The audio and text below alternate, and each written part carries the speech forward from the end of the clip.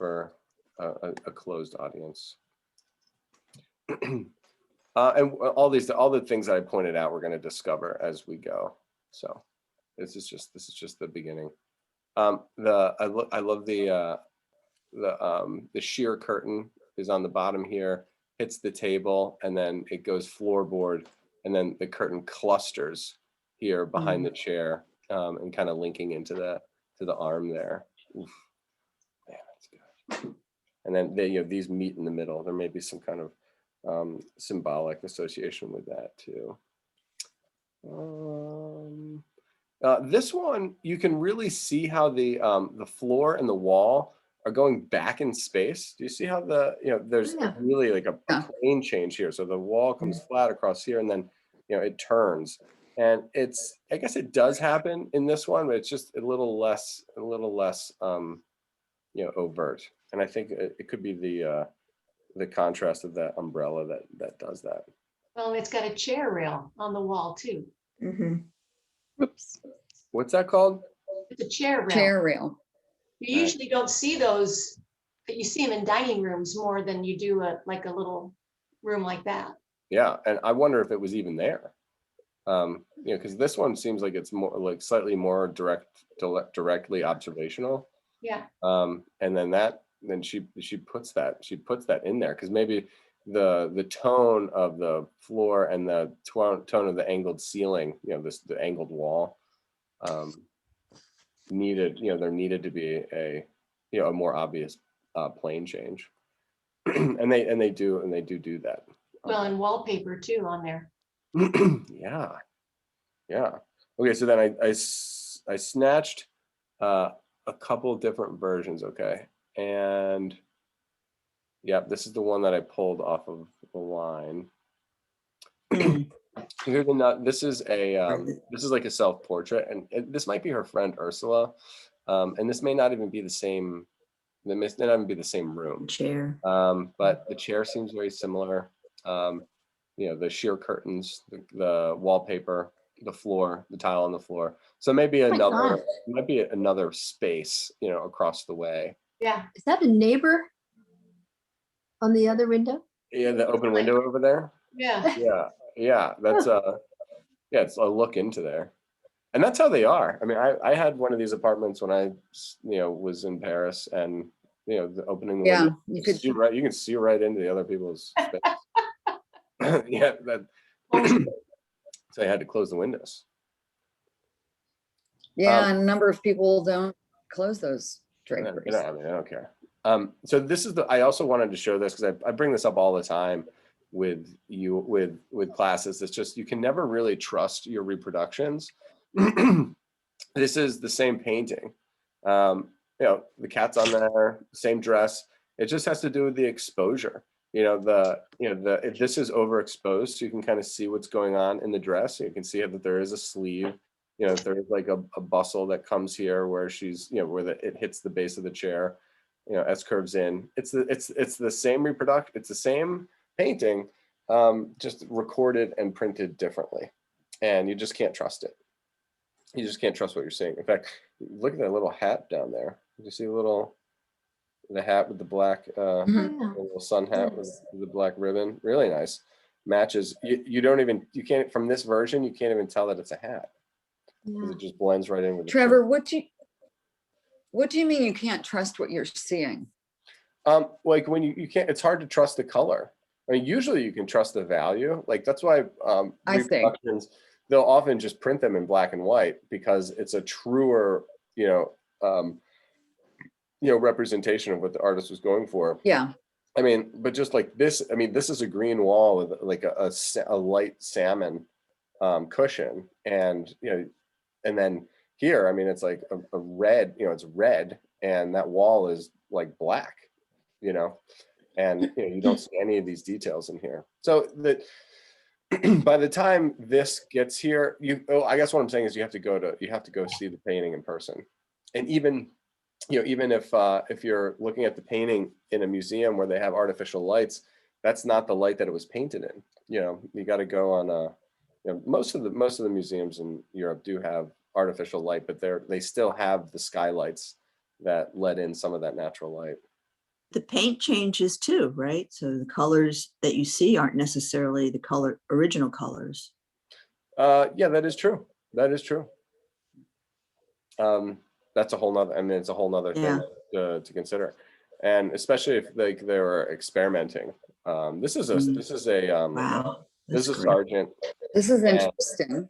I wanted to pick some scenes that yeah, it's a genre scene, so it's a painting, it's a subject that people have, you know, chosen to paint. Artists just like, you know, a subject by the window. It's got a chair, the light, the natural light affects the you know, the object in the room. It's a good one. Here it goes back to Vermeer. That's a nice painting. Here's another, you know, Vermeer. You know, you get the window, open Wow. window with the you know, the curtains, the floor to ceiling curtains. Beautiful. I mean, it's distinctly different style, different country, different era. But it's just to put Gwen's painting in context. Mm, And then this is Rodin. the Rodin sculpture, the monument to Yeah. Whistler. I don't know where this is. This is the clay study. And she was his muse. The original title was Muse, actually. Oh, And you know, he wrote very fondly of her. They had a really good, I mean, she was definitely heartbroken. Now this is the piece that came out of my book. And this is a little watercolor sketch. I suspect this is the same room, but I can't tell. Yeah. It's definitely the same theme. So it's a different window. There's sheer, it's the wall, the floor, the angled ceiling, the light coming in to make a powerful positive shape. And this was, you know, reproduced in black and white. So this isn't like, I didn't put it in black and white, but just another showing how, you know, an artist acknowledges that there's some beauty going on and then fiddles around with how they were gonna A, fit it inside the rectangle, B, represent it. And the studies here are interesting with the watercolor, just more immediate. Oh, there's Bailey. oh. That's from this morning. Oh, He's sitting in the window light too. I know. That's why I was like, well, I guess this is life imitating art, something like it. Okay, do we dare attempt to sketch this thing? Yes, absolutely. All right, let's go. Let's go. I could use another coffee.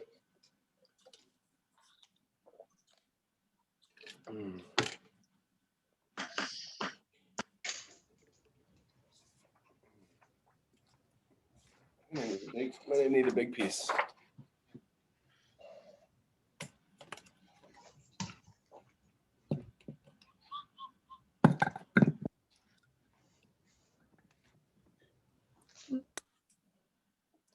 I promise I'm gonna try. I'm really gonna try. I'm not gonna promise I'm not going to, but I'm gonna promise to try not to cry. Right. Yeah. Sometimes I get overwhelmed with beautiful paintings.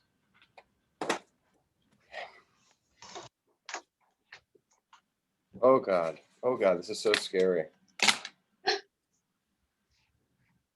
My heart is pounding. Pounding out of my chest. All right. I'm so scared. I don't know if I can attempt it. I know. We're crazy. We're crazy for doing this. All right. So what I did yesterday, oh God, it was so cute. Did you guys ever read George and Martha books to your kids? Yeah, my kids read them. Yeah. They had I was teaching it yesterday to one of my classes, and I had them do like an entire page, whereas it was the one where George sets up a private a clubhouse, and Martha like freaks out. She's like, I want to be in it, and he's like, no, it's private. I'm sorry, you can't come. And she's like jumping on top of the house, freaking out that and he still won't let her in. And then finally lets her in, and he had started a Martha fan club. and George was the president of the secret Martha fan club. Anyway, so there's this scene where Martha's on the bottom with a palm tree, and then George is going up the hill, and then there's the clubhouse on the top, and the page was so big that it didn't fit on the screen. It was like this, like I can't fit any more on the screen. So what we're gonna have to do is we're gonna break this picture down into thirds. So we've gotta, I'm going to have to establish a rectangle, and I'm going to base it, I think, pretty close to the original. So I can go 1 to 1. Can you come up on your bottom line a bit higher? How do you mean? It's off the screen. Yeah, no, I know, that's what I'm saying. It won't fit. It's not going to fit. So what I need everybody to do, we're going to run a vertical down where the wall and the window edge, we're going to figure out which one it is, meets the edge of the golden triangle. So that's going to come down, and then we're going to get the line generally where the floor meets the wall. Okay. So we're going to have this picture in 3 realms, the wall realm, the window realm, and then the floor realm. And that's what's really nice about this picture, is that there's not much to it. That's what makes it so spectacular. It's going to be the tonality and the management of the tonality. And she gets a full range. Like, she is a true kind of impressionist colorist, where colorists know that if they want to have stronger color, you have to have a lower contrast, meaning that most of the picture's got to be light. It's got to be on the lighter side, and the deep darks never go deep dark. If you look at the darkest part of this entire picture, it's where the chair meets the ground, and it is a very warm, a very light plum color. It's like this neutral purple, and there's a little shadow that's underneath, that's underneath here, to the point where like you barely even see a separation between the blue. But that's not, you compare that to like something that's actually dark, like something that's black. I wonder if I got my Mickey Mouse pen here. Or no, I got this pen. You compare it, look at when you see something that's actually black, and you compare it to the shadow. The shadow is not even dark. The shadow is at like a 7 level. If this is 9, it's at like a 6.5 or a 7 on the value scale. So in terms of sketching with pencil, that's also why I love this thing.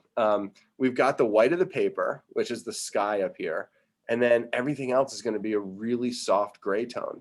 And for the people that really like abstraction, it's mostly abstract planes. It's like a planar, tonal planar feel. Like I said, if you crop off the bottom here, look at they're pure geometric shapes. And it's almost like she was anticipating that. There were artistic kind of revolutions going around, from Cubism. She lived until 1936. There was Art Nouveau, there's everything. And she decided to like take this kind of, a more traditional, but like very colorist approach. She really does fit into the post-impressionist style. And maybe even just impressionist. I could see, Monet making this painting, not as well, but it fits nicely nestled, 50 years later, but still. Okay, so that's how. So I decided that we'll break the picture down into thirds. This is a dead vertical, which is nice. We're gonna get a little bit of an angle of the edge of the floor, and I would leave this line pretty light because it looks like it's a little erratic, like it may go up and down, and the way that the sheer, oh no, stop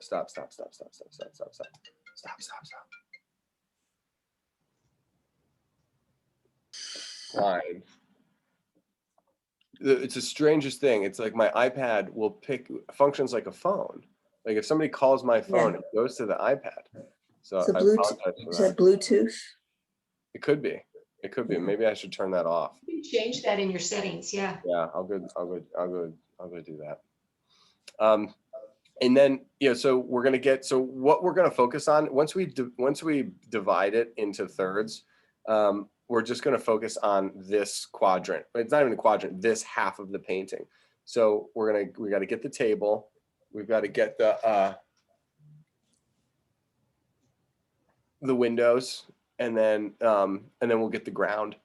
And then hopefully we have time to go into a little bit of the triangle, the floor, the wall, and then the chair. So it'll be an interesting one. I doubt we're going to have time to go into the Van Gogh portrait. I did want to do the other eye of the Van Gogh, but that might have to be on the bonus track. All right. Wow. Oh, I did spill my paper. I did spill. All right, so here's my scale. I can see the angle of the floor coming here. I drop this down the middle. I already have a room. Can you see it? So I have my section over here. I have my floor over here and my ground plane right there. So I wonder if we should start with the windows first. Yeah. Or we could even get oriented with the triangle. Because I think if you go halfway,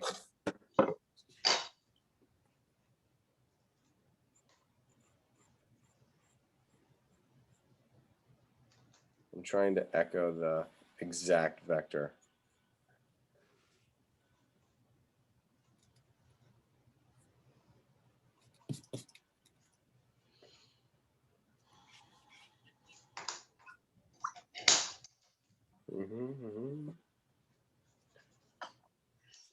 So this right side rectangle is so easily subdivided because so much of the picture is based off of the way it fits inside of the rectangle. So when you have your rectangle, then you can actually use that rectangle to build the board that is on the top of the window frame.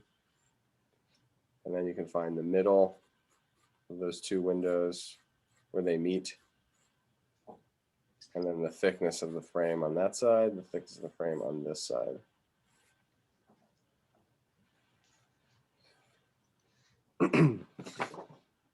And this is where I can now move.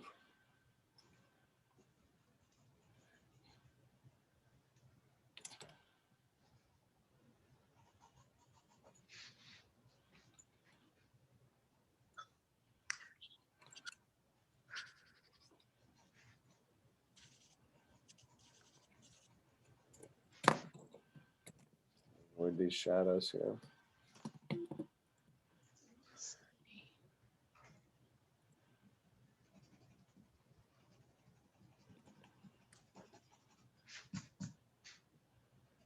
Aha.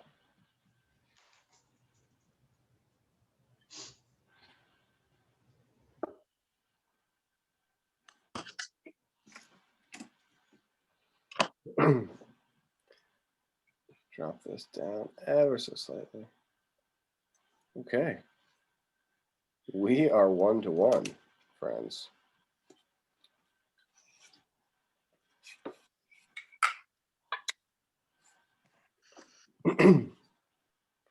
Now,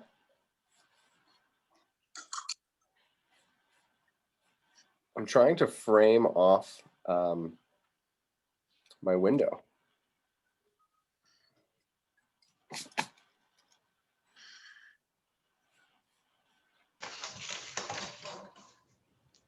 And you want to protect the white of the paper.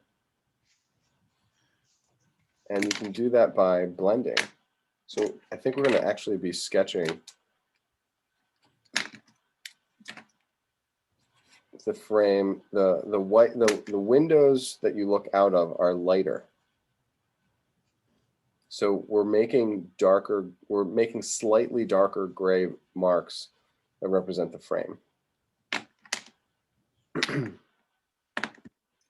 And as if we were painting, there's a thing in charcoal drawing where, charcoal drawing where you put a layer of charcoal over the whole paper.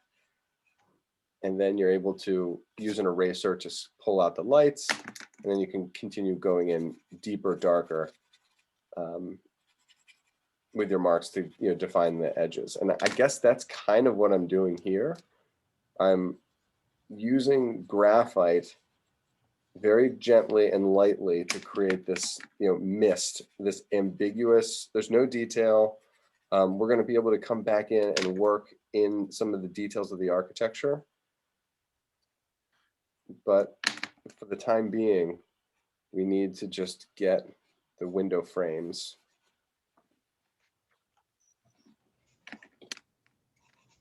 And hope, and in theory, make those rectangles proportional. Thinking about the width and the height of each one. When people say height, that's just plain wrong, right? Height is not a word.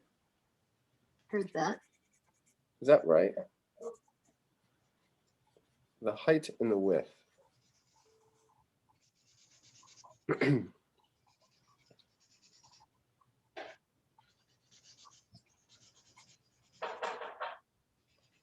Wow, great.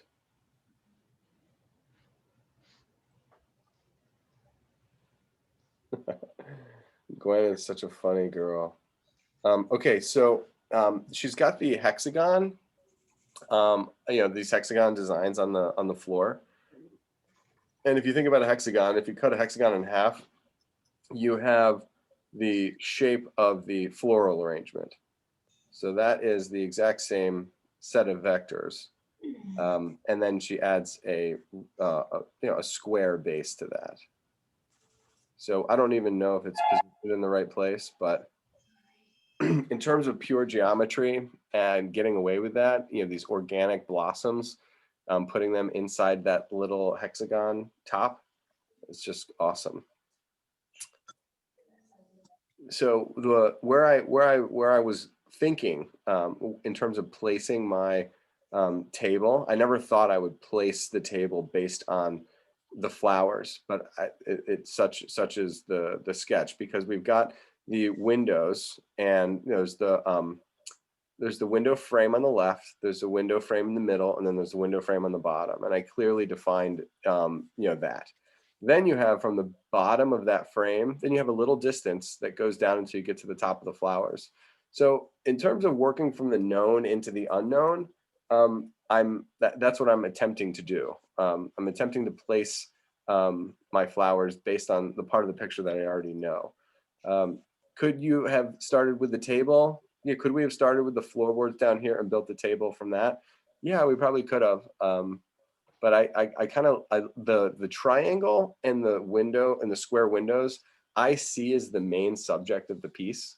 And I see those as being like almost like priority. Not that everything isn't top priority, but the windows and the triangle are unchanging.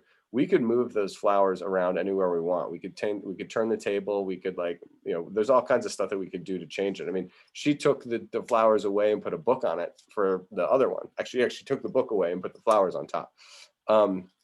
So the doing it this way is, there's a strong case for why one would, start with these, anchor the picture with these dominant design elements of the rectangles of the windows and the golden triangle. So I think I'm justifying it for myself. So thanks for listening. All right, so we do have this beautiful hexagon of the flowers, and then it's a square base for the glass, and it is glass. And now, because we have these flowers, we kind of locked ourselves into, now moving from the flowers into the table. And in a way, it's good. I drew a picnic blanket on a little hill from a Georgia Martha book yesterday. And I would say all of the kids, every one of them, even the ones that got it more right, is that more were correct than the others, but they always made the distance from the front of the blanket to the back of the blanket too great, meaning that everyone was above, when they drew it, they were higher looking down rather than seeing it really kind of from the side. And we are above looking down at this table, but there's no geometry to the flowers. They are completely two-dimensional. We do see a little bit more of the top of the table than, we're above looking down to the table.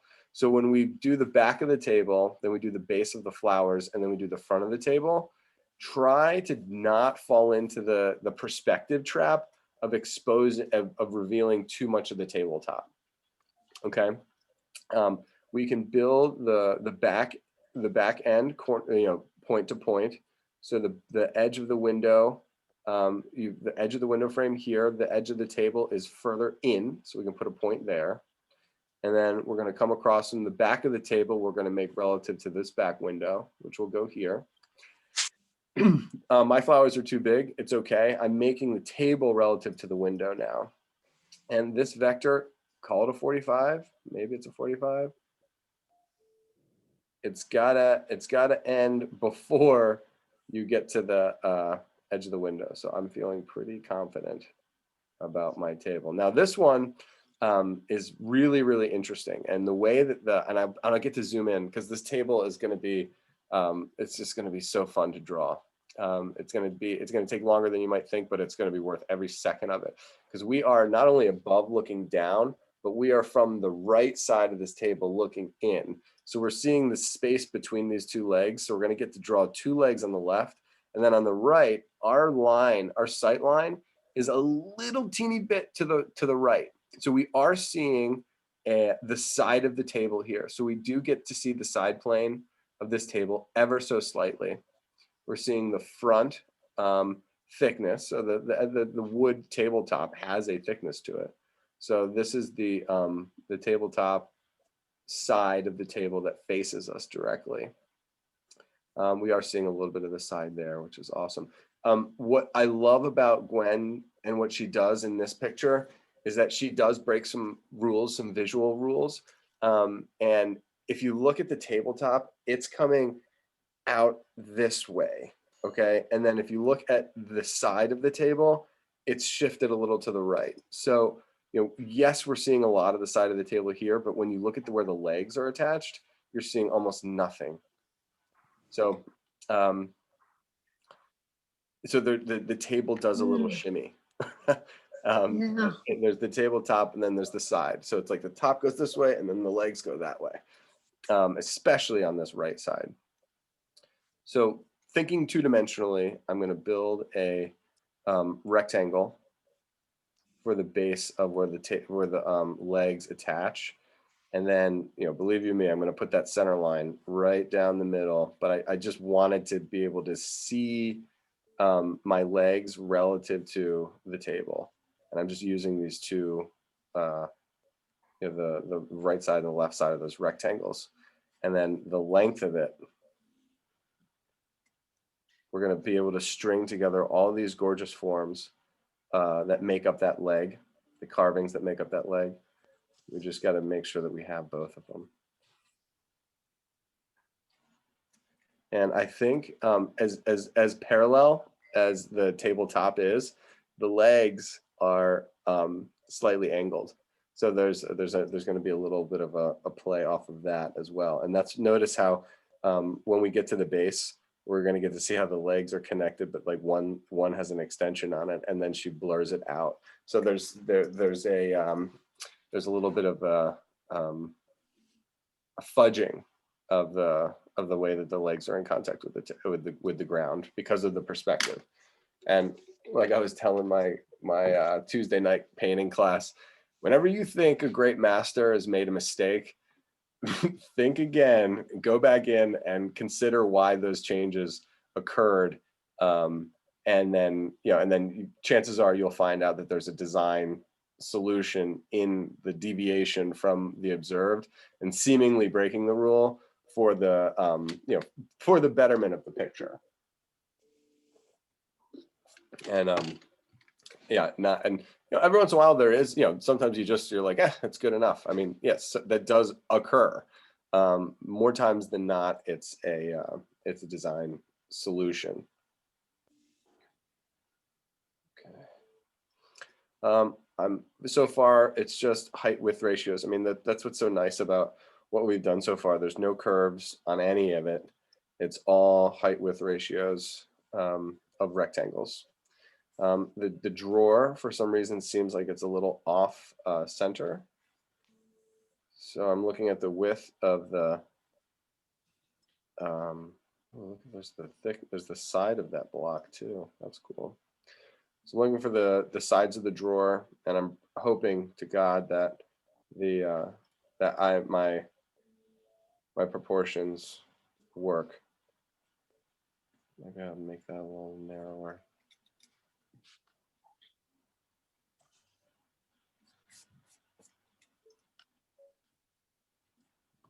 Well, when the masters were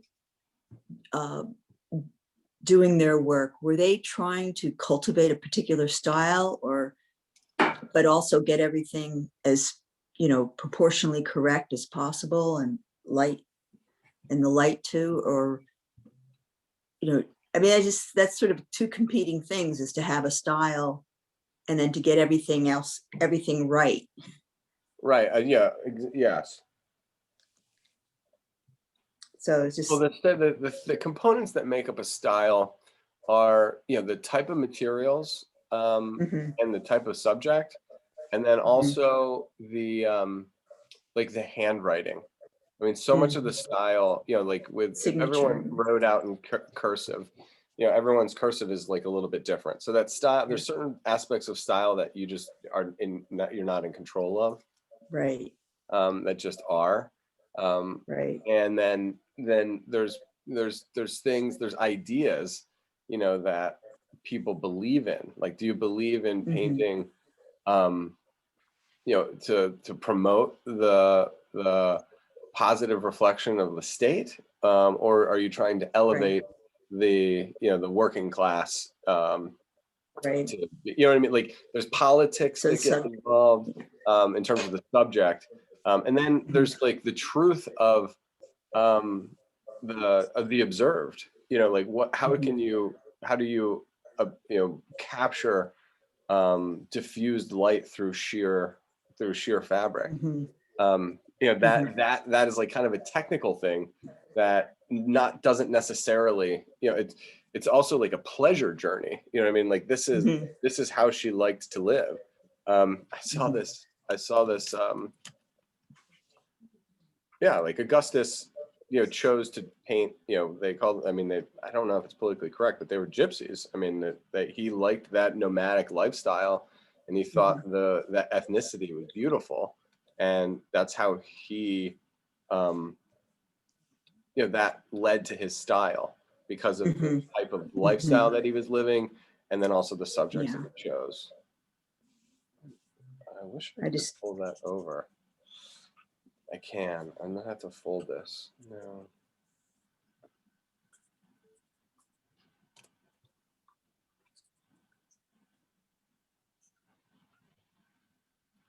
That shadow is not my friend. There. All right. What do you think? Should we try the legs? yeah. Let's try the legs. We'll just try this left side leg. I apologize for how far over this paper is, but this is this little gap in the book. I could actually cut it out. That's all right. Well, you guys can see what's It's happening. okay. Yeah, you can see what's happening. So we've got a cube. We've got the a stylized leg here, and then we're gonna get a rectangle. So we get the front face, and then we get the side face. And the way I think these attach, I'd almost imagine that the front would, it doesn't do this in her painting, but the front would kind of attach, to the side, and then you get the underside of that table. Let me see, where is it? that's kind of like, see what I'm saying? Like this lip comes in front of the bottom, and then this, Yeah. the front board would attach to the side, and then you would see more of the side, you know, going underneath that front attachment. And I think she just doesn't, she doesn't require it. So I'm thinking of like a more, you know, technical here, which is, you know, could be kind of a fail, but I'm just putting that in there. That's how I'm like visioning how the table is actually constructed. So we got that rectangle, and then we're going to do a shoulder, you know, like almost like a hemisphere. And then there's a horizontal plane there. Notice I have this center line running through my square and leading all the way to the floor. So we're gonna do this kind of like barbecue skewer dance, where each form gets stacked and you're just sliding on a tomato and then a piece of chicken and then an onion and then a tomato and then a potato and then more meat. And they're all linked up the center of each one of them by that barbecue skewer. So we should be able to move pretty quickly and have some pretty accurate symmetry. So I'm going to say that's this was a concavity swelling out. And then the next one, I'm going to say it's a concavity angling in. And then I'm going to do a ring, you know, so it's a, you know, swell, a parentheses on the outside, and then that'll flatten out again. And then maybe there's a series of rings, you know, maybe 2 small rings, 1, 2 small rings, and then another big ring. You know, I'm kind of, you know, she painted it a little, you know, it's a little ambiguous. Now we get this large S curve, which I love. It concaves in, swells in, and then rounds out, swells in at the neck, and then, you know, curves in at the neck, and then swells out at that foot, and then there will get another ring down there. There's just, Kristen, believe it or not, has this like really gorgeous lamp downstairs near this little sitting area, and it's built just like this. And I was checking this out. Maybe I'll take a photo and send it to you guys. But it has all this same, you know, woodwork that, you know, it's turning. I think it's like a wood turning. You get this solid block of wood, and then you spin it, and you carve out all these different patterns.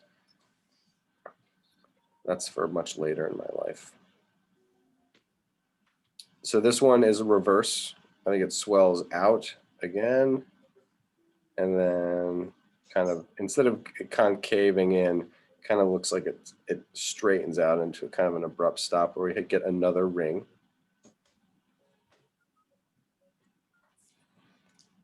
And then we'll do the longest, call it like, it's almost like a calf muscle, a large swell, and that does starts convex and then concaves in, and then what looks like there's some kind of like a rounded foot, which is going to be either removed or lessened. So I think what we're gonna have to do with this pattern, which is hilarious, which I think we've got these 2 legs, and it looks like there's a hierarchy. You know, now that we kind of saw that front leg, that seems to be the most important. And in theory, the back leg has got to be the same thing. So this back leg has got to be somewhat similar. So you get this the base of the rectangle, and then the bottom. And we're just going to do the same thing where it comes down, except it's just going to attach higher up. And I guess we got to move it over even more.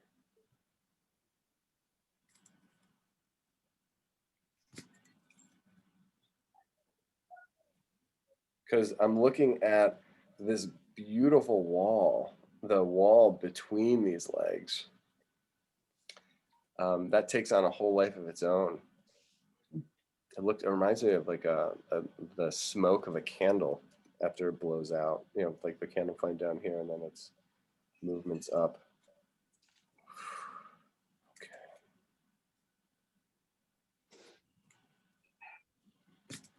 So I am like creating more information, which is fine because then we'll be able to nullify it. We'll be able to smooth it out. We'll be able to quiet everything down. It's like you just gotta have to see, you have to know what's there so you know what to leave out. And she does make this complete, like it really is different. But I'm gonna go the same way and see how it goes. So, all right, my rectangle, my little hemisphere, concave at the neck. Here's our first ring. And she does have this cluster of rings repeated. One ring, two small rings.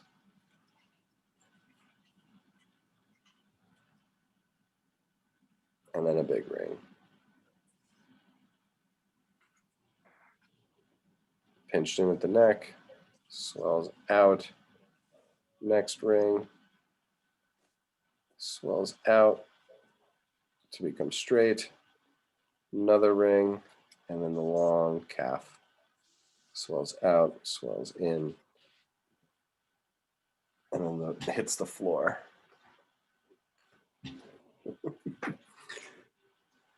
I was looking at the bottom of my desk here, and I did the same thing. I did the same thing. Look at how you can almost see how I drew it. Look at how she's not insecure, but she blends out and adjusts the way that the bottom of the table enters into the shadow of the wall. It's just the same. It's so we're tapping into it, I guess, in a good way.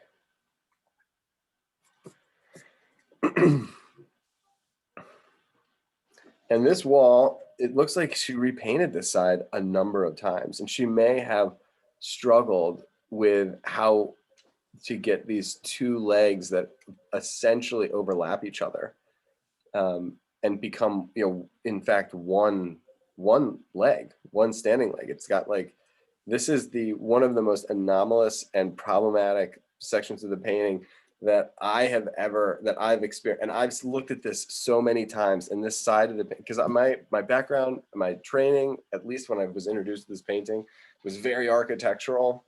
And I was, I understood perspective, and I again, I don't know if she fudged it, and I don't know if if you can even see part of one leg and the other leg, or if the one leg just completely eclipses the back leg.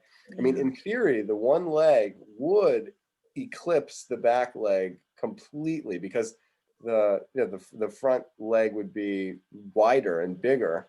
And unless you were a little bit to the right or a little bit to the left, and it exposed the edge of one side or the other. But I mean, this is its own entity, and I am going to try. I'm going to try it. I'm also scared to death of it. Move this little table up top. It almost looks like that part that sort of looks like the shadow on the right side could be the second leg. Yeah, I Yeah. know. But then could not be. I don't have an answer for you, because we have this. I'm looking at this rectangle, and it does appear that we see the side of the front leg. I guess that's what we would call it. And then maybe it's really important, and not maybe, it's definitely important to get the relationship between between these legs, at least the front legs.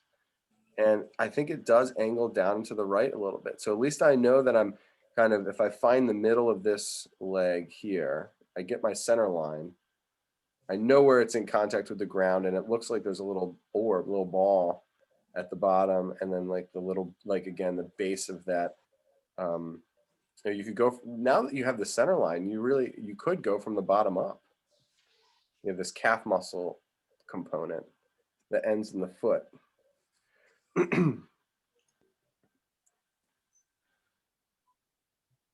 But yeah, look at how we get the shadow on this side. So perhaps some of the back leg is seen. See how the shadow is going?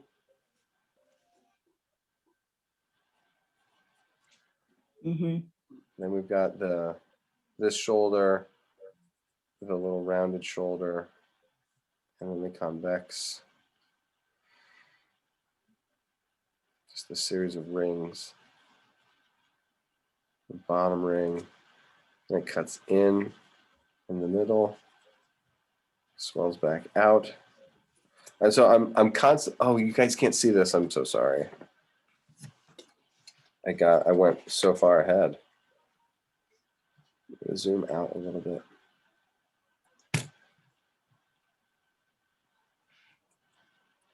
So I found it very important to compare two elements. I'm comparing my leg.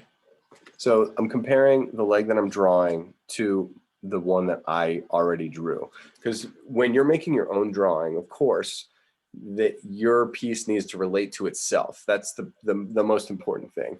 You know, so if you're just copying this leg off of Gwen's, copying it off of Gwen's, and not having your own version in context, you're kind of missing out on some info.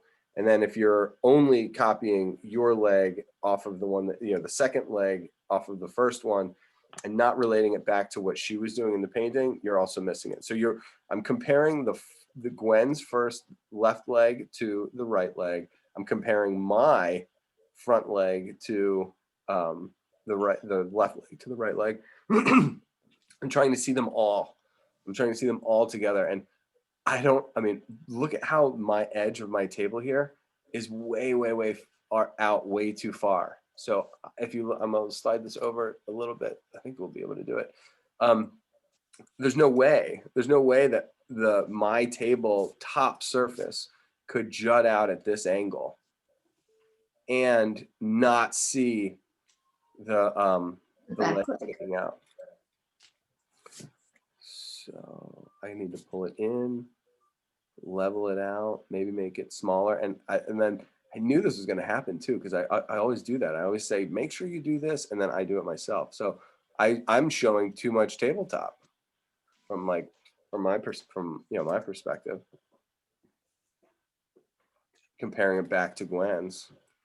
And so that's what's neat too, is that, you know, they always say that well, there's something wrong with the face, like draw the feet. And it's the same here. It's like the accumulating the information for the tabletop is going to be made stronger by, you know, finishing, you know, the legs.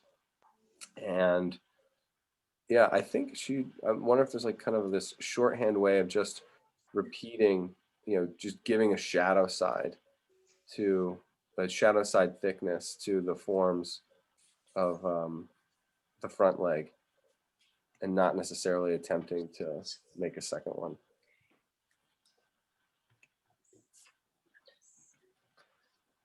And again, I'm not claiming that she's trying to throw in the towel here. There's this really soft tone, and like I wonder if she wow, look at that. Can you tell that she repainted this? Huh. I mean, I can tell. There is different paint here, meaning she had to come in and paint the profile of the leg with, you know, with background color. But I think she might have even painted out. She may have had two legs, you know, this leg, front leg, back leg. She may have had front leg, back leg as well. And it was just, there was just too much tension there. And she thought it might be more successful to just paint it out completely. Do you see that there? So this tone, you know, this gray tone for the background might not be such a bad thing to use right now, because by adding the tone, you're switching your brain from thinking positively. So we're drawing the edge of a solid object by drawing the edge of that object. Where here we're drawing the edge of the object by drawing the background, and it's a very you know, it's an important distinction to keep inside your head, that you can draw an object by the drawing the object itself, or by drawing the space around it. And you know, if doing it one way isn't working, That's interesting. do it the other way. And they can still be, it can still be a dark leg up against a light gray background, obviously. We are using color, excuse me, she's using color. And I think because of the subtlety of the painting, as we go on, we may run into a little bit of trouble where there are distinctions made between objects based exclusively on color. They may be the same value, but the color will be different. We haven't really run into that problem just yet, but we have to, I really do want you to consider the object of the curtain that is between these legs. So we've been drawing the space positively. We can draw this background, but now we can do it by drawing the curtain positively, meaning it's an object, it's a nameable object. It's not just an ambiguous background. And oh my God, look at the zigzag of the shadow that's created between these two sheaths of curtain.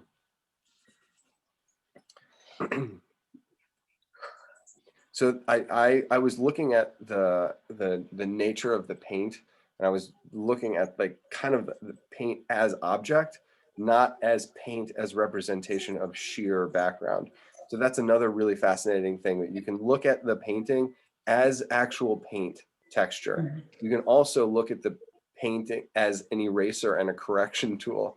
It also is simultaneously a subtle painting of sheer fabric.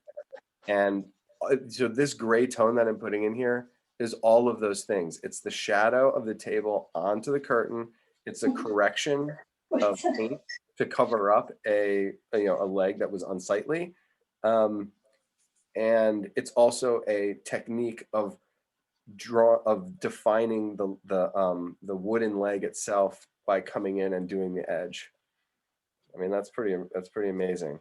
I'm looking at this part, so that you don't notice the sheer, you don't notice the curtain very much, but I'm going to zoom out a little bit so we can see it. It doesn't show up on the zoom, but if you look closely, you can see some wiggles and some little like a little curving stylized paint to show that there is a fabric up there, but it's subtle, and it's, I wouldn't notice it until, I didn't notice it until we actually started, drawing it. So that's nice that I was going to claim that there was no indication of a fabric above the table and is really kind of defined below the table, but it's not true. The nature of the sheer curtains are revealed.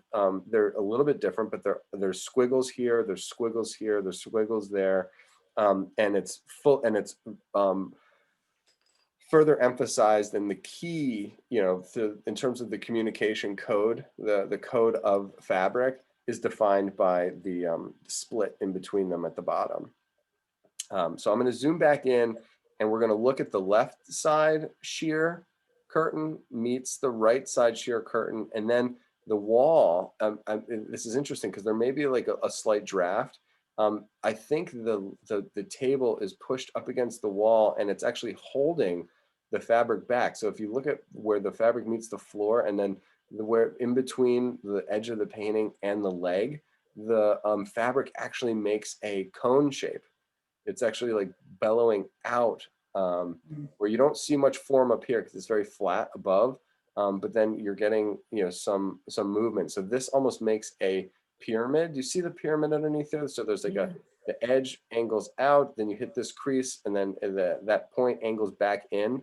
So you have like a pyramidal shape emerging beneath the table from the curtain, and then you have a cone on the right side of the picture. So let me zoom in and try to sketch that.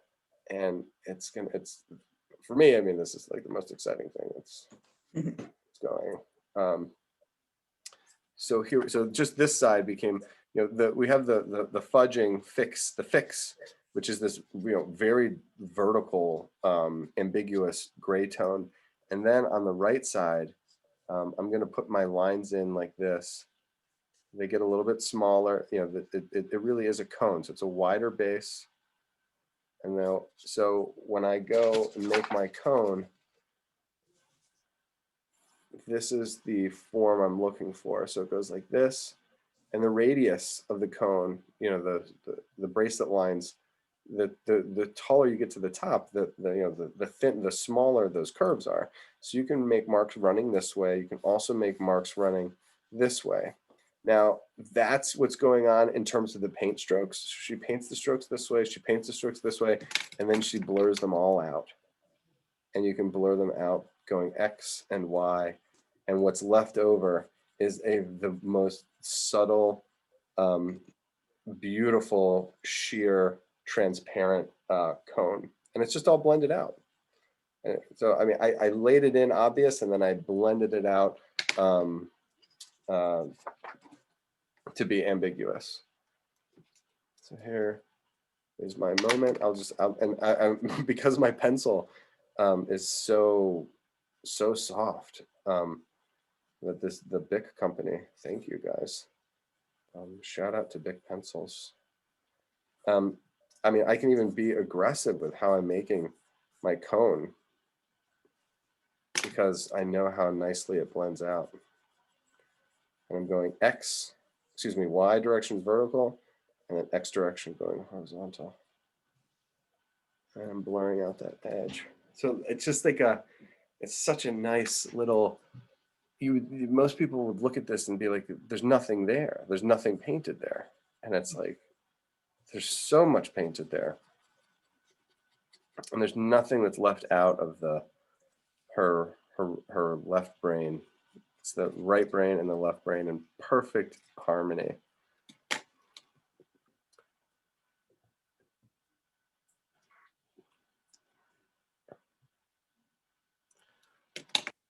Beautiful colors. It's beautiful orange. I just wish I had.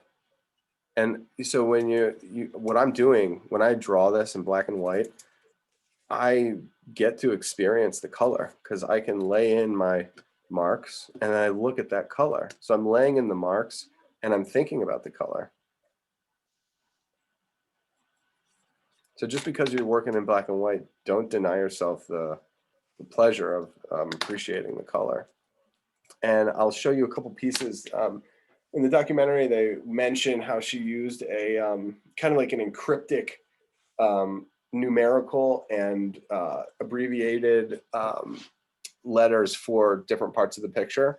And that was it's a very Sickert concept where he would make drawings in person and then bring them back to the studio and paint entirely from imagination, color completely through concept and imagination.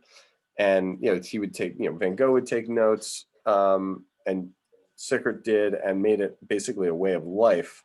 And she would do the same thing, and she just had her own notations. This one is painted from, I assume it's painted from direct observation. But look at the, I love this little dark note in between. And I wonder if I guess there's a gray floorboard, because I'm looking on, if you look at the far side next to the umbrella. Oh, I can use my phone. Yeah, that's probably the way I need to do this. Okay, so here, if you look here, there is a floorboard, a gray floorboard on that side. And I wonder if this is supposed to be sheer too. I was looking at that. You see that how you can, the blue is kind of a sheer. She's attempting to show the wicker basket between there. That's kind of cool. Wow. So it might be a scarf. Yeah. What's that? Might be a silk scarf. Yeah. Oh yeah, totally. Wow. Totally. Nice. So yeah, so that's the insights in terms of sketching this sheer curtain, now revealed these other things that we wouldn't have seen otherwise. So yeah, there's this gray floorboard back there that you can see, and it emerges out. It's linking up. It appears through the wicker, and then it comes out on the other side of the umbrella. And I think it might even be between the umbrella and the fabric. So that is a theme that, you know, links up, you know, most everything in the picture, like a horizontal thread.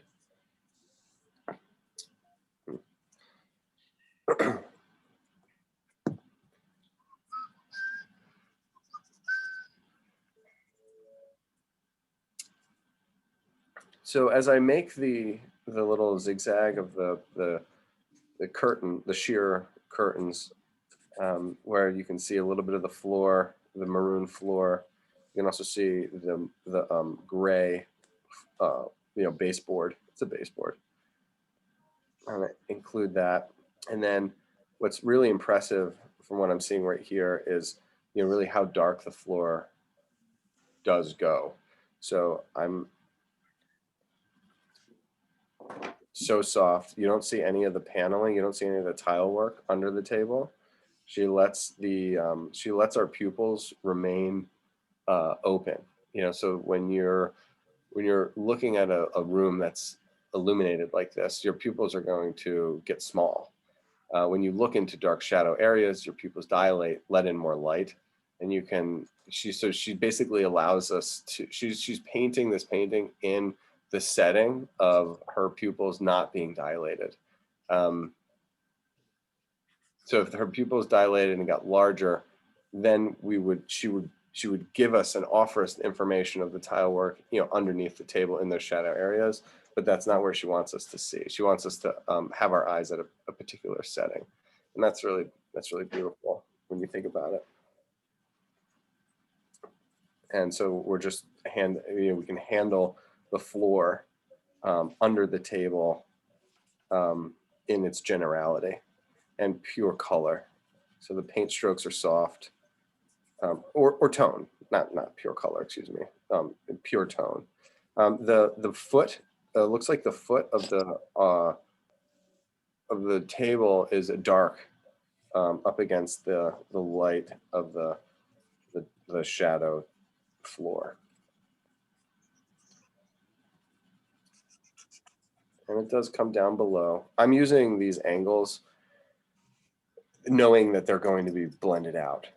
So my commitment to the angled floor here is, you know, it's not going to have an impact. It looks like there's a little cast shadow.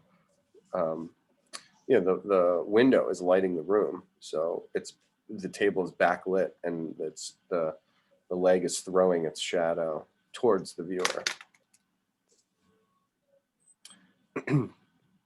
Now I think I got a little too excited, or not necessarily. I was going to say I got a little too excited about the drapery, and I may have overdone it with the gray. So now I can use my eraser and pull that out in a beautiful graphite technique. You know, this is what I'm really loving, what graphite's allowing me to do with these subtle grays. And I'm making the curtains a light up against the dark of the ground. So my first pass on the tone of the floor it looks like it's a little bit too light. It's like it was even like the obelisk, you know, I'll be able to punch my darks a little bit more. I love that, you know, using pencil with this piece, like I said before, is that there's really no dark moments. When I punched the dark of that shadow, my graphite already has gone too dark. So that's why I think the compatibility of graphite with these lighter value impressionist paintings is great. You know, it's for teaching a class that requires graphite as a main material to teach with. This painting is a good example, as a friendly example, I should say.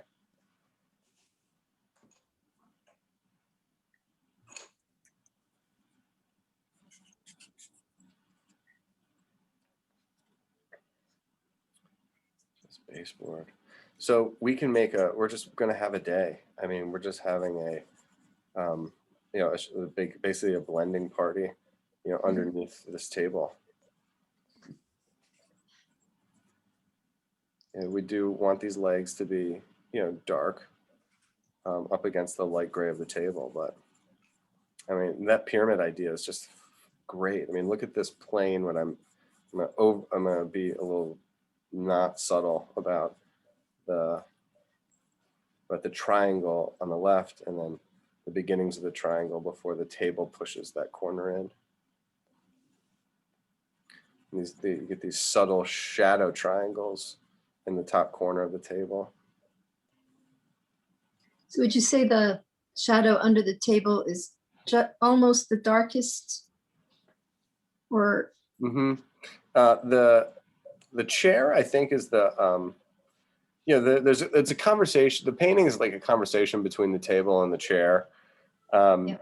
and the chair is more important, and it's in higher contrast. The shadow is more impressive. It's removed from the wall, so the shadow on the let me do the. So if you can see, the dialogue between the table and the chair, the shadow underneath the chair is the darkest part, but it Yeah. doesn't mean that it's like the darkest and the largest. I think I think some of the darks in the foot of the leg of the table where it touches the ground perhaps do go as dark as underneath the chair. It's just the shape of the square or the diamond that's created of the shadow shape under the chair is just, it's dark, but it's also huge. And it's also up against that shape of the cushion, which is that is as white, and as bright, I guess, as the windows. And it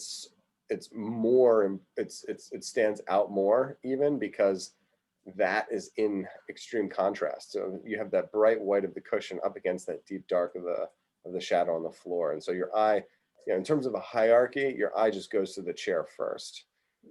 And in case you didn't make that point clear, she put them arguably the most high intensity color, that blue, in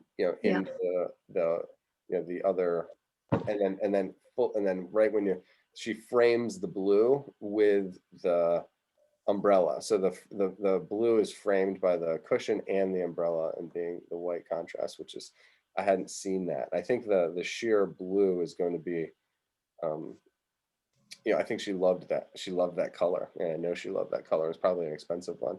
And I'm seeing that echoed further in the flowers as well. So the flower has that little blue blossom that's framed by two white blossoms as well. So that's a beautiful design connection that I hadn't noticed either, before. There's no shadow on the table. Look at that. It's just so.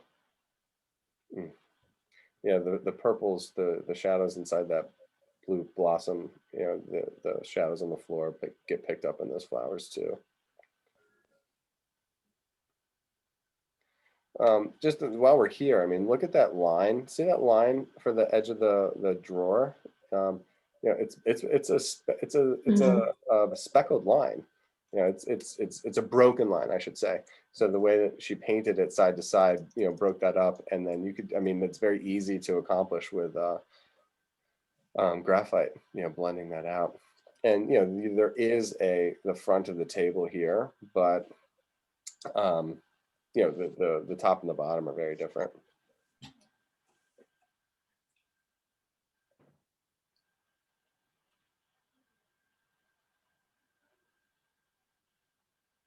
Maureen, I think you did. Did Maureen dip out yet? Yeah, she dipped out. She had to go.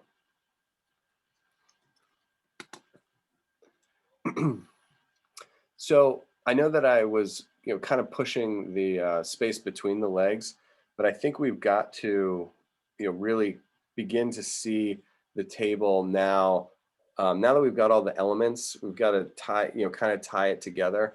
We'll be able to come back in and do the flowers. I think me zooming in on those flowers may have been a sign, but in the next, maybe even like 5 to 10 minutes, let's see if we can do the whole rectangle, all of the space around the table. So the sheer curtain, see if we can just, give a universal treatment kind of like the way that we did with the window frame. You know, the window frame had a certain gray. Let's just lay some pigment in there for the, you know, it can't go too dark because the legs of the table are dark against light. The tabletop, you could argue might be, you know, a light against dark because there's some shadows. But that's where the distinction is color intensity. So the top of the table is going to be brighter. So if we can get this whole region here where there's no white exposed, then we can have the white of the flowers be able to stand out. The flowers, no matter what, I mean, I can sketch these flowers in here, even right now, these two white flowers, they mean nothing because there's white on the table, there's white on the front, there's white on the sheer, there's white on the legs, there's white on the floor. Like all of this in this area is not treated. And we can, and I think we should treat it because it's not hard. Once you get that mid-tone gray, we can blend it out, and then we can kind of focus in on the flowers. And I think that'll kind of cap off today in this little section. We can kind of sink our teeth into a little detailed element, which would be the flowers in the context of that little hexagon. So if I'm asking for too much, you know, let me know. I might be, but we can. There's nothing wrong with lighting a little fire.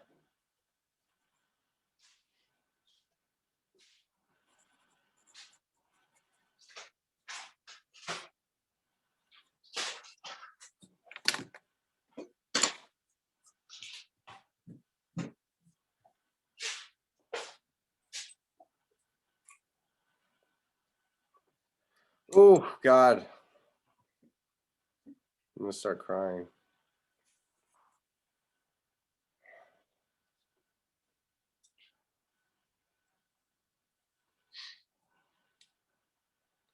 It is overwhelming.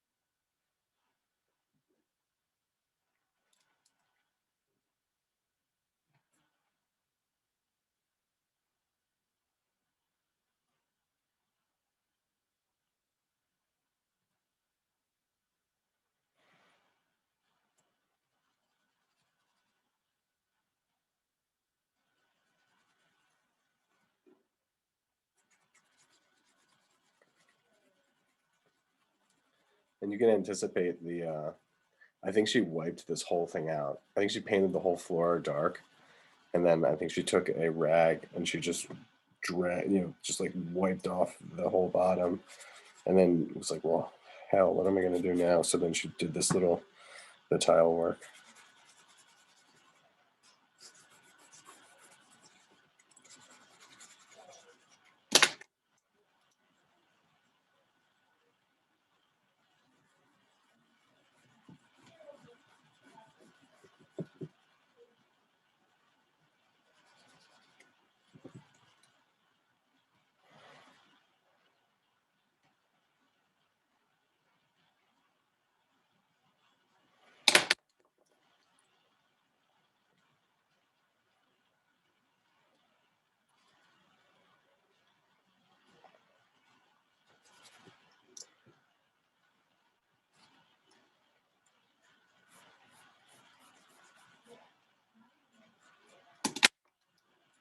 A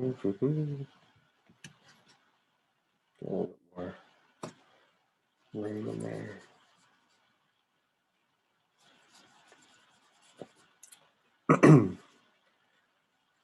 You know, we had like the kind of like reckless abandon with, at least I did with the drawing of the sodalite obelisk in the beginning, and I like didn't mind losing anything. I just like blended it all out. And here I'm being really kind of like too precious, I think, with the edges. And I just spent all this time, creating this, well proportioned sketch, well proportioned table. And I think you gotta lose something before you gain something, and that's where I'm like, oh God, I gotta blend out all that detail that I put in that leg, and it's like, yeah, you do kind of, and it's not, the information isn't not going to be there. You're going to be able to find it again as long as you just take a little bit of time, but it does need to.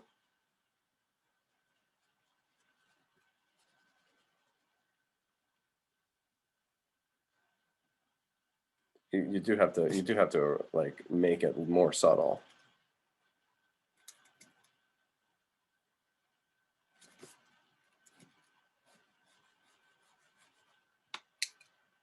And all this so we can do the flowers.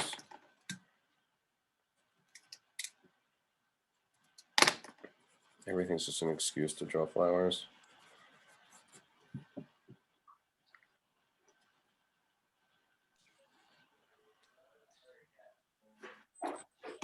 Okay. Sweet. Right, is everybody comfortable with me going into the flowers? Sure, sure. Okay. Mm-hmm. I'm gonna go off of the. I'm gonna go off that beautiful photo because it just zooms in so far. I wonder how big this painting actually is. I almost always look that up.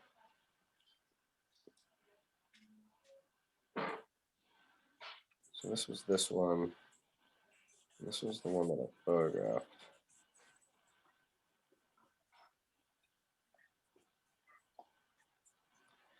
This one's prettier.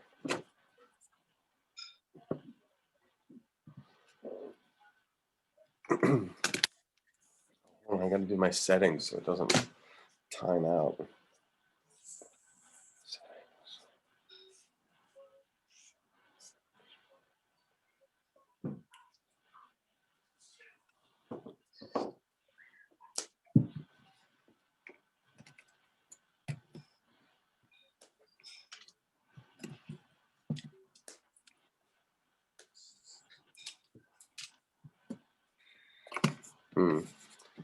Go above or below? That's the question.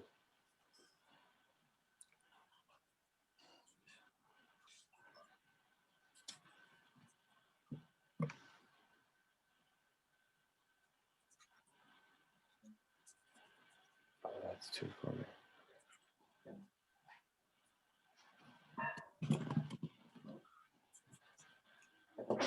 I guess I'll try and make them the same size.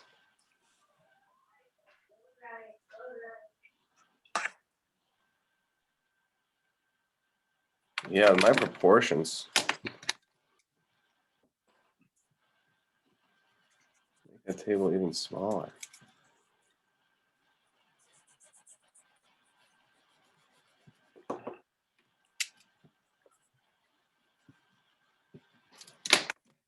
All right, so I'm just going to zoom in so everybody can see, and then I'll just have to draw them really small.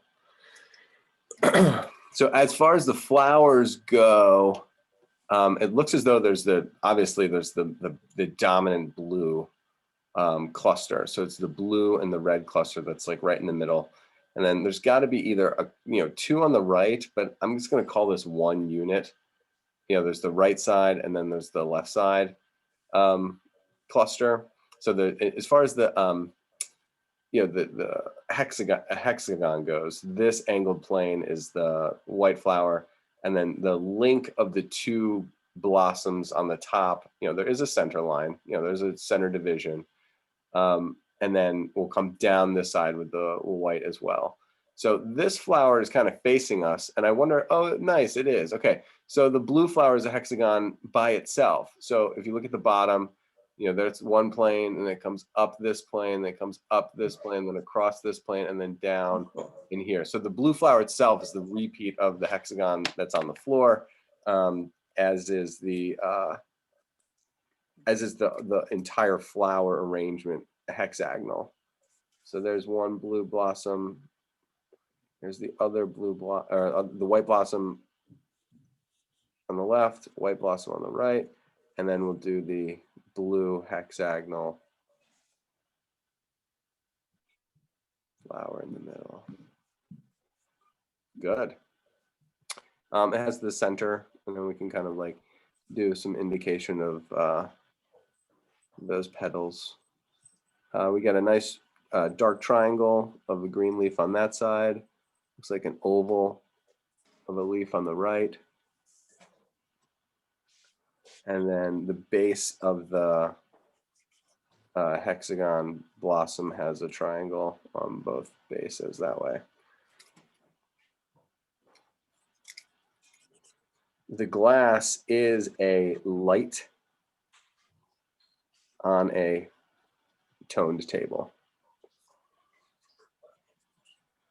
The back of the table is darker, and as you emerge forward, the front of the table, the lip has a light highlight on it for obvious reasons. It makes the contrast of the table come forward.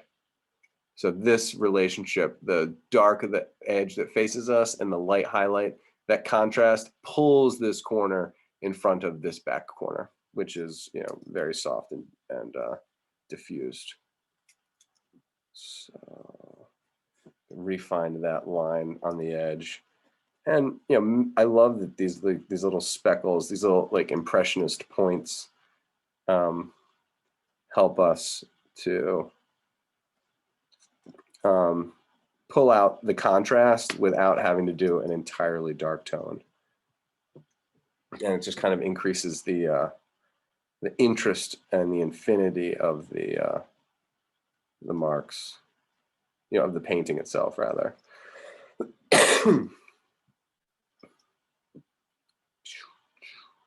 I love that corner. Ooh, that's nice.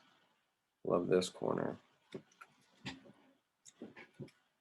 So, where you separate the background from the blossoms, in the background is this soft blue.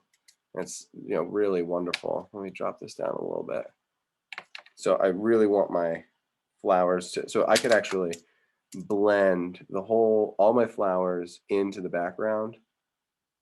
So there's indistinguishable, except for that little separation. And then I can draw the white flowers by erasing. And that's a nice little, that's something subtle. Not a bad note, not a bad note to go out on.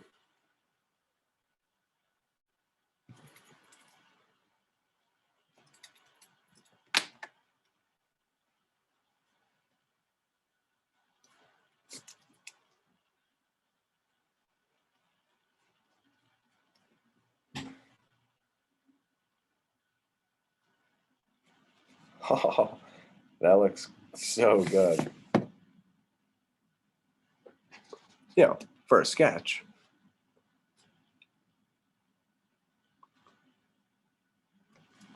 That's very good.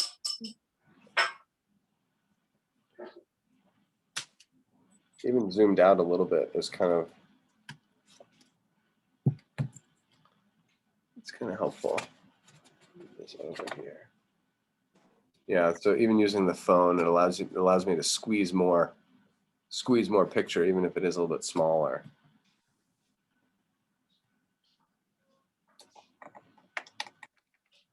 That table is so leggy. At least mine is so leggy. Look at the contrast that I have. See how this foot like really pops out? And she didn't want that. She wanted it to blend into the floor. So now I can kind of go to work on the floor, seeming to.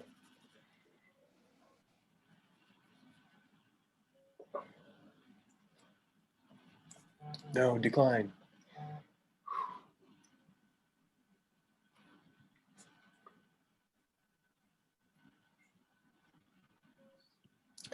Yeah, and at the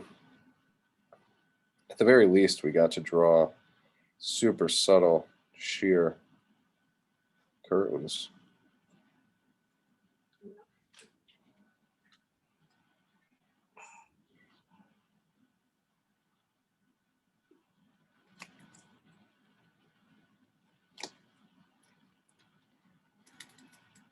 The documentary is pretty good.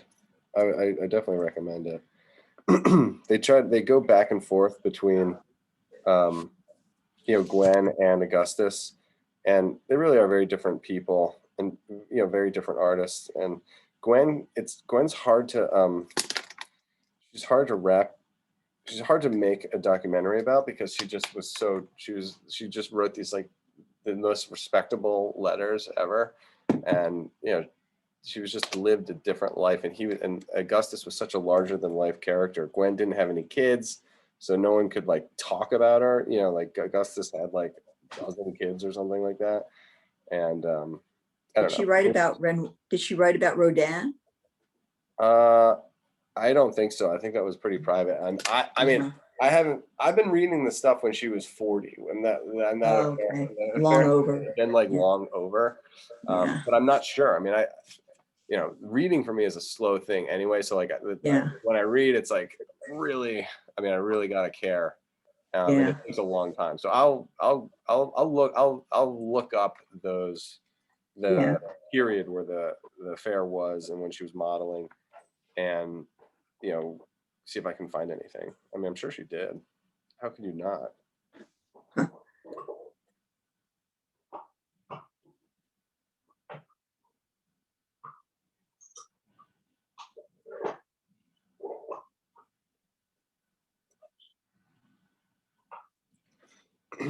Yeah, and you just get you just kind of get like enraptured in the tones and the light.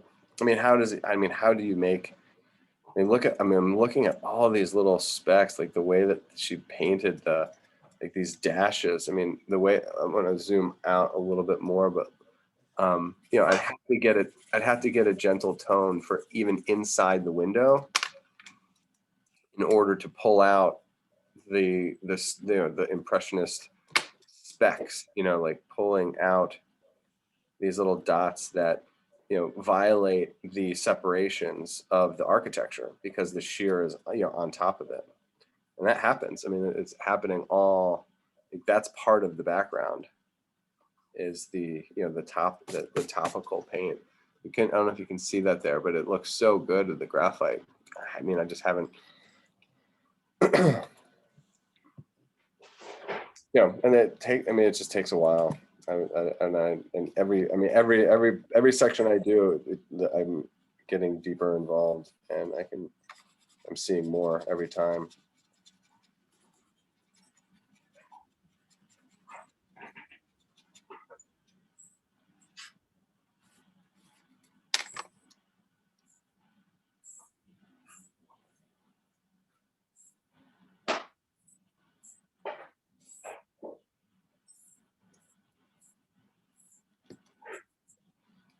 So yeah, so I have to lose the proportions of these windows, which is okay. That's having a healthy level of detachment serves you well.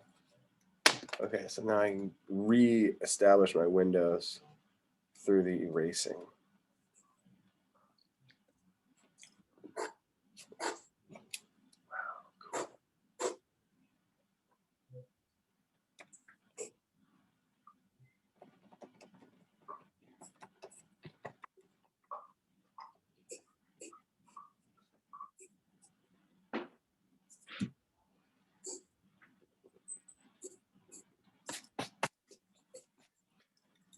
That middle goes a lot darker.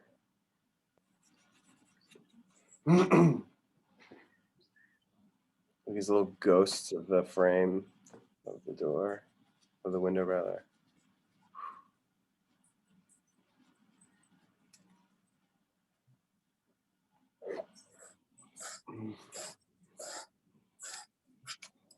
Yeah, and just like the I mean, standing back like this, look how much darker the legs are.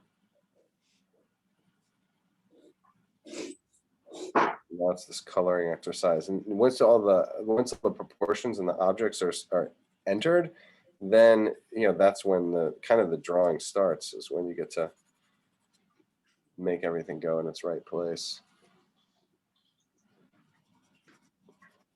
Oh, no. No.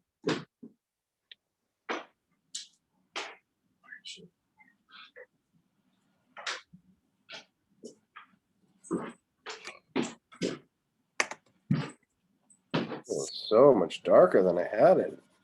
Maybe it's just this, this digital reproduction that's increasing the contrast, at least certainly on the screen. Trevor, is there a little yellow in the flowers or no? Just blue. I don't know. Yeah.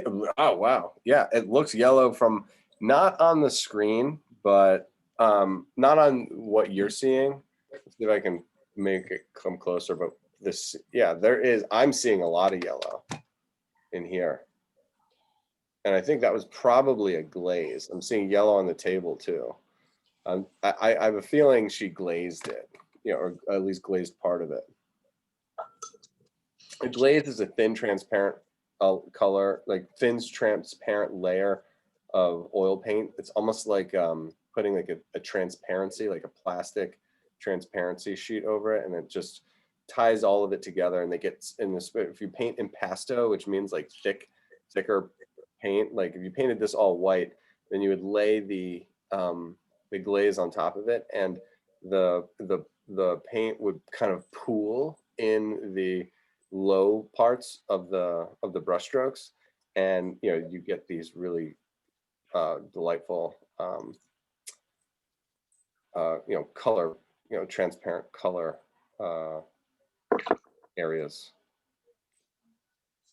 Like the peaks of the mountaintops of the brushes don't hold the pigment, and then the thin oil flows into the valleys and then into the deep crevices between the strokes, and that's where you get the color to show out. And it actually helps to create really subtle contrast, and in a way the highlights become more highlighted because the white parts of the peaks show through, and that's what's happening in this flower here. It's the valleys that the glaze collected in, and it's the peaks that are the pure white that stand out.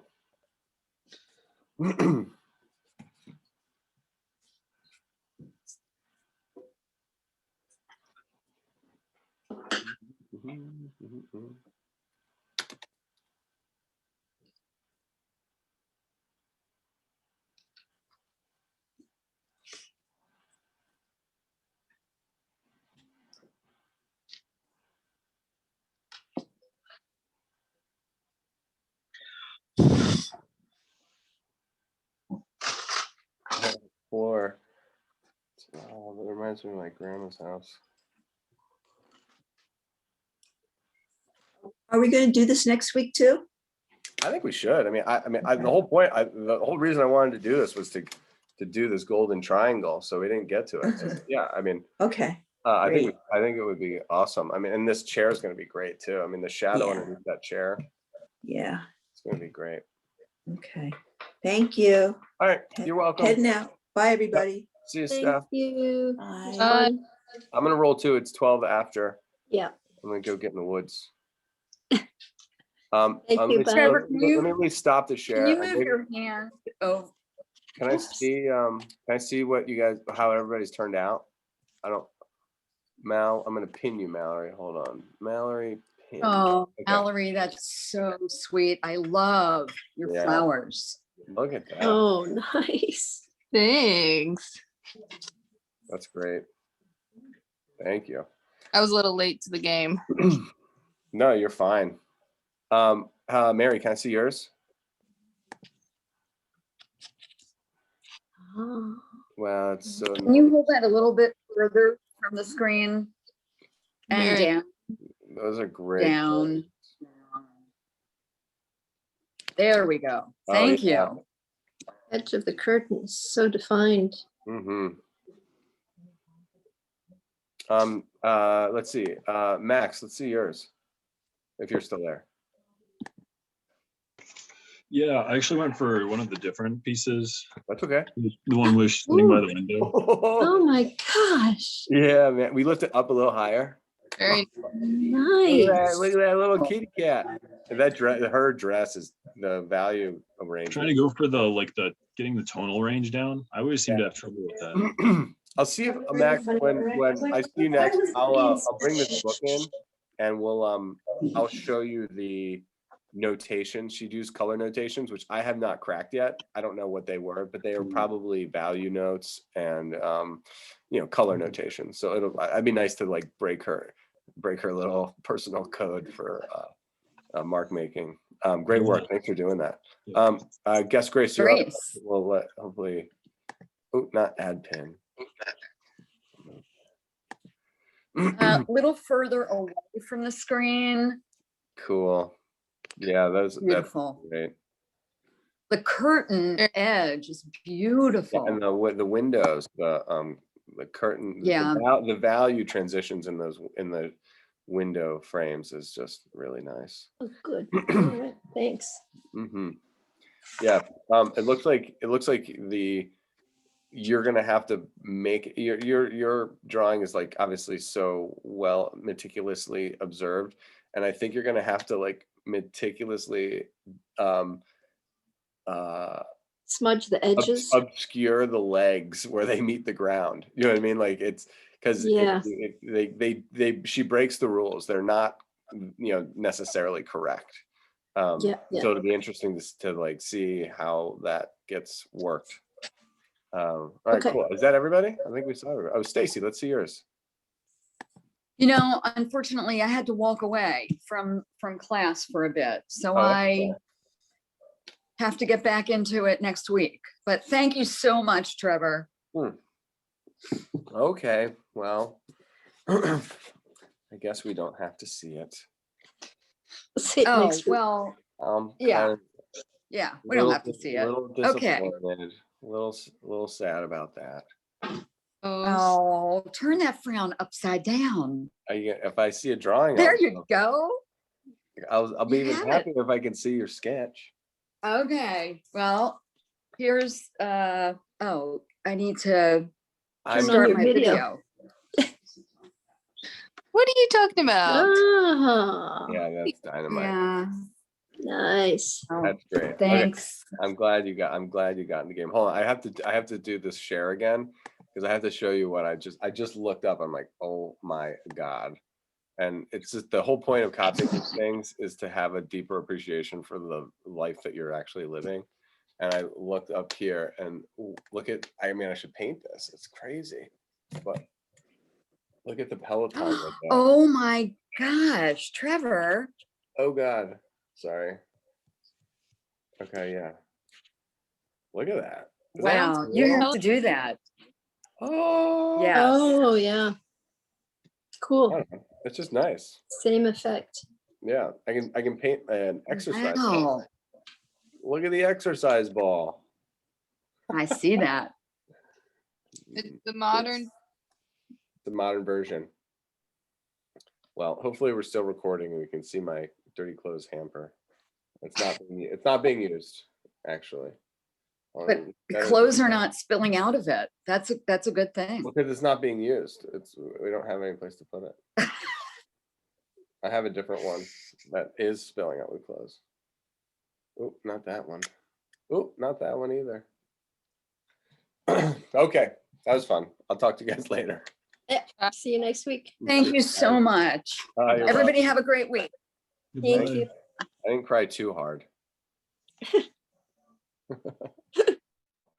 Thank goodness. Trevor, Yeah. are you there? Yeah. Okay, I'm taking Tucker out and then calling you. Okay, yeah, call me. Okay, bye. All right, bye everyone.